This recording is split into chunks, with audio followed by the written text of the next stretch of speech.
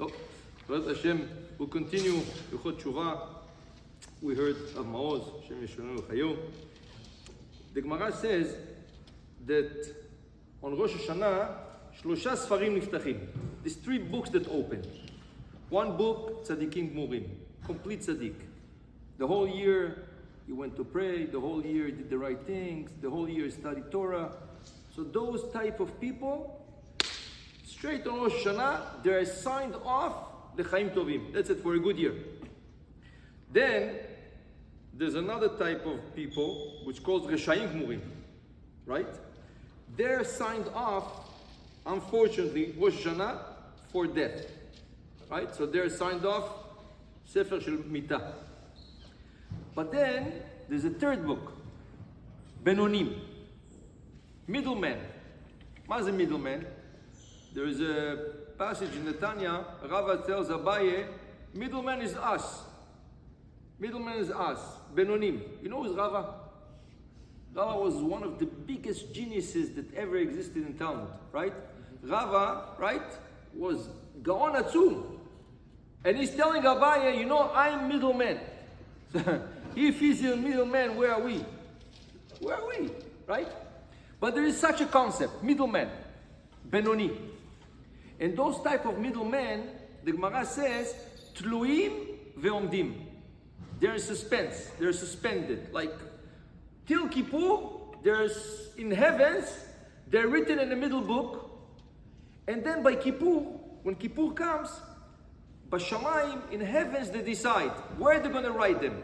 They're going to write them in the book of life, or they're going to write them in the book of death. In parentheses, right? What do you mean? Do we see every year Rasha dies? What does it mean? Nichtamim lemita. ראית פעם רשע שמת אחרי כיפור? Did you see Rasha dies during the... No. There's many Rashaim, they have a long life. אז מה זה המיטה הזאת? What is the type of death? What is the type of mean? What does it mean the book of life, the book of death, the book of middlemen, right? So the Chachamim explain, book of death means you have meaningless life. Your life has no meaning. You do a lot of things. You can make a lot of money, you can travel a lot, you can do a lot of things. But it has no mashma'ut, no meaning. Your life has no meaning. You're just eating, working, having pleasure, continue. It's like a vicious cycle, but your life has no meaning. As opposed to a tzaddik, right? He sits and he learns. He sits, he does mitzvot. He has good children. He has a good wife. It's full of meaning. That's the book of life. That's the book of life. Good life. What's good life? Good life means meaningful life. That's what it means, good life, right? But let's try to understand what's middleman. Tluim ve'omdim. What does it mean in Hebrew, tluim? Hanging. What does it mean in Hebrew, omdim? Standing. So, are they hanging or are they standing? Ma hakavana? What's the meaning? Comes Rav Israel Salanter, one of the one that put in the world the notion of Musar. Musar means you're learning, you're getting inspired with all kinds of, examples and everything. It gives you chizuk. He said, Tluim ve'omdim, hang and standing means, imagine, chad v'shalom chas v'chalila, somebody is sentenced to be hung. L'kliya. The king sentenced them to be hung. What did they do to him? They bring him to a place, they take a chair, they make him stand on the chair, they put the rope around his neck, right? And when they're ready, what do? They just push the chair. So he was standing on the chair, Omed. Then when they push the chair, he's hanging. Says Rav Israel Salanter, this is what the Gemara means, Benoni. Benoni, Omdim. Okay? Tluim ve'omdim means they have the rope around their neck. And the question is, by Kippur, when Kippur is going to come, did he change his lifestyle?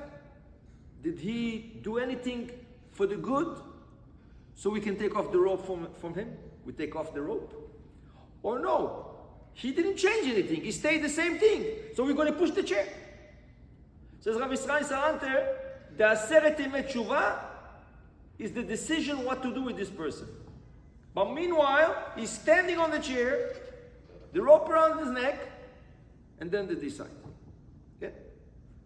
What's going to change during Aseret Yemei Tshuva? Means, what's going to happen? Right? What's going to happen? There is a Gemara, there's a famous Gemara that says, when HaKadosh Baruch Hu came to give us the Torah, did he come to us directly? Did he come to Am Yisrael first? No. First he went to the nations of the world. He went to Bnei Esav. He told them, do you want the Torah? I have something called Torah. You want Torah? Ma katuv ba? So they asked, what is it written in the Torah?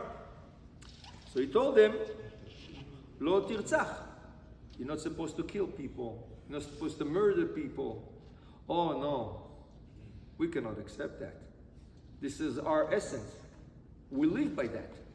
Even Yitzchak, right? When he blessed Esav, what did he tell him? Al charbecha tichyeh. You would live on your sword. The sword is your essence. So it says, we're sorry, we cannot accept that. So he went to Bnei Ishmael. Told them, do you want to accept the Torah? I have a Torah to offer. Do you want to accept the Torah? Ma katuv ba? What does it say in the Torah? Lo tignov. You're not supposed to steal. Oh no, we cannot do that. This is our essence. Stealing is our lifestyle. We cannot change our lifestyle like this. He went to Bnei Midian, he went to Bnei Ammon, he went to every nation. Every nation had an excuse not to accept the Torah. When he came to Bnei Israel, to the Jewish people, do you want to accept the Torah? What did they say? Naaseh v'nishma. We don't want to hear what it says. Naaseh. First, give us the Torah. Let's start putting tefillin every morning. Let's start keeping Shabbat. Let's start eating kosher. V'achar kach nishma. After you explain to us why is it important to keep Shabbat, why is it important to eat kosher, why is it important to put tefillin every morning. Now nishma. But first naaseh. Let's start. So he gave us the Torah. This is the famous Midrash. The question, Rav Shach asked an amazing question. Tell me something.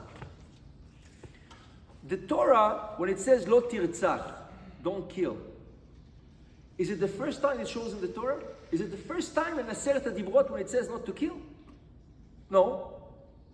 Before the Torah was given to Am Yisrael, there was already in the world, since Adam HaRishon, since the creation, Sheva mitzvot bnei Noach. 7 mitzvot of the children of Noach. One of the 7 mitzvot is not to kill. Cain killed Hevel. Hashem punished him.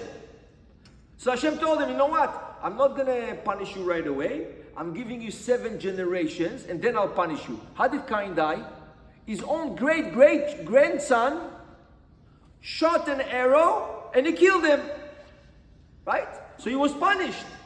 Right? Just Hashem gave him a chance. Cain said, no, please Hashem, forgive me. I said, okay, you do tshuva. It was not sincere, his tshuva. His tshuva was not sincere. He just was scared to be punished. So Hashem said, you know what? I give you 7 generations a chance. After 7 generations, his own great-great-grandchild killed him. Right? So not to kill existed already. It existed. Not to steal existed. So what do they say, Bnei Esav? Oh, we cannot accept it. This is our essence. Bnei Ishmael, they say, oh, we cannot accept not to steal.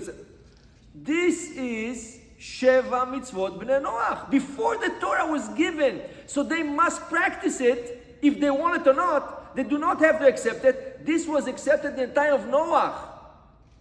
Time of Noach, it was accepted. 10 generations after Adam. Comes Rav Shach and he explains, no, you know why they say no? You know what they say no? When you start to learn Torah, you become a different person. They were scared to change. Yes, their essence is to kill. Their essence is to steal. But when they're going to start learning the Torah, they're going to become different people. The Torah is going to teach them manners. The Torah is going to teach them kindness. The Torah is going to teach them bin adam lechavero, between a man and mankind, between a man and God. They didn't want to change. That's what they said. Ma katuv ba? Oh, not to steal. So now you're going to give us the Torah and you're going to change our essence. You're going to change me. I'm going to become a different person. I'm not going to be the same. No, this I'm not. I'm not willing to do. Okay. Am Israel, the Jewish people, they were willing to change. That's the difference. I'll tell you a story about the Chafetz Chaim. One time, the Chafetz Chaim, right? He told somebody, you know, it's already the 3rd year I'm Chatan Torah. Somebody bought me Chatan Torah 3 years.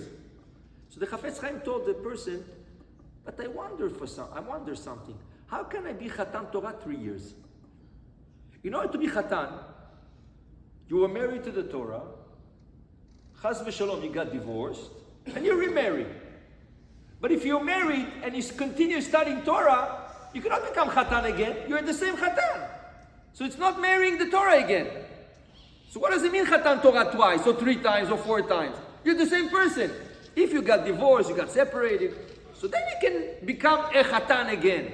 But if you never left the Torah, you continue studying, how can you become a Chatan? This was the question of the Chafetz Chaim. You know what he answered? You know, no, it's not true. You know why? Because when you became Chatan Torah, and that year followed the Chatan Torah, you studied Torah, you became a different person. So next year, if you become a Chatan Torah, it's a different person becoming Chatan Torah. It's not the same you. It's not the same person. It's a different person. It's a better person. And the 3rd year, when you got again Chatan Torah, it's a different person. Every year you change. Every year you become better. Every year you're not yourself. That's what the Goyim didn't want. They didn't want that. They wanted to say the same. I am who I am. Don't change me. That's Aseret Yemei Tshuva. In Aseret Yemei Tshuva, Hashem wants to see if you're going to change or not. And Hashem wants to see small change. He doesn't expect you to become overnight Tzaddik Ador. He doesn't expect you to become overnight the biggest Talmid Chacham. Hashem just wants you to change from last year. Are you willing to take upon yourself something different that you didn't do last year? The smallest change, you're not the same person anymore. And that's Tshuva. What's Teshuvah? Teshuvah is, I'm willing to take upon myself to do something new that I didn't do before. And then by doing it, I'm becoming a different person. And then what's going to happen? Tluim ve'omdim. When they judge you on Yom Kippur, they say, okay, this guy, last time we checked on him, 10 days ago, you know, he had more sins than mitzvot. What happened now? They check the case, it says, oh, it's not the same person that we judged.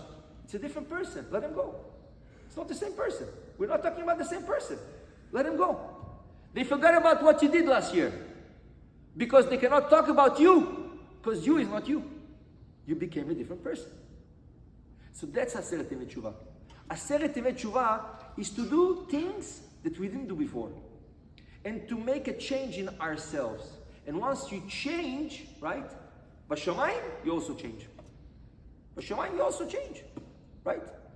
So, the Chazon Ish said once somebody came to him with Shelat Halacha. What was the Halacha?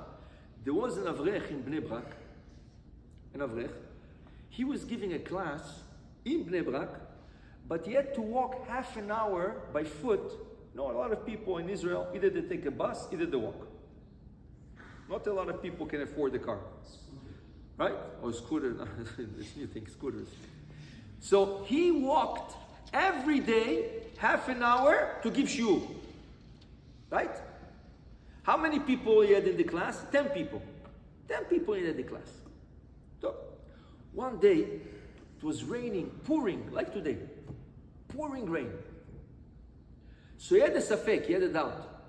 Should I go to the class or not? Why? He said, I'm sure that on this pouring rain, the students are not going to come. So I'm going to go half an hour and come back. I'm losing 1 hour. I can sit and learn myself. So what should I do? Should I go take the chance no one's going to be there? But he says, it's a big responsibility.